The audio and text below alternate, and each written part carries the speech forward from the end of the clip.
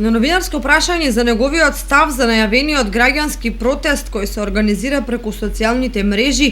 градоначалникот Николчо Илиев изрази поддршка кон граѓаните, но и ги посочи мерките кои се преземаат за справување со овој проблем кој е актуелен во целата држава. Ние остануваме целосно посветени, стоиме на страната на граѓаните, значи во колку има протест, во колку сме поканети, ќе се приклучиме на тој протест, дека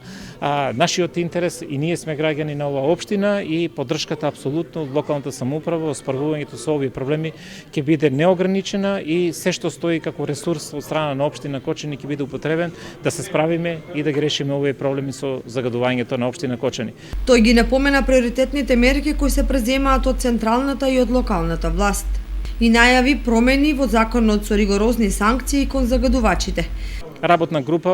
формирана од страна на владата, каде што представници од локалната самоуправа, секретарот на општината и директорот на јавното предпријатие беа присутни на состанокот, каде што се јасно презизирани мерките што треба да се преземат, се со цел да се решат проблемите со загадувањето.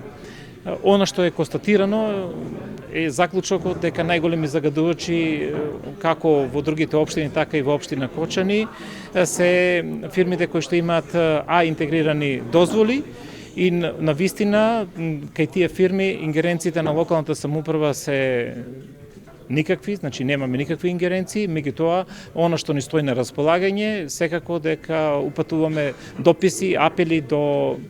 инспекторатот, на државниот инспекторат, се со цел да се преземат мерки да овој проблем еднаш за секогаш го решиме. Своевидна поддршка во таа насока доби од представниците на бизнис секторот, кои се за нула толеранција кон загадувачите. Градоначалникот Илиев најави доаѓање на заменик министрот за животна средина Јани Макрадули на 7 ноември, кога заедно со сите фактори на локално ниво ќе се разговара за комплексно и поефикасно решавање на проблемот.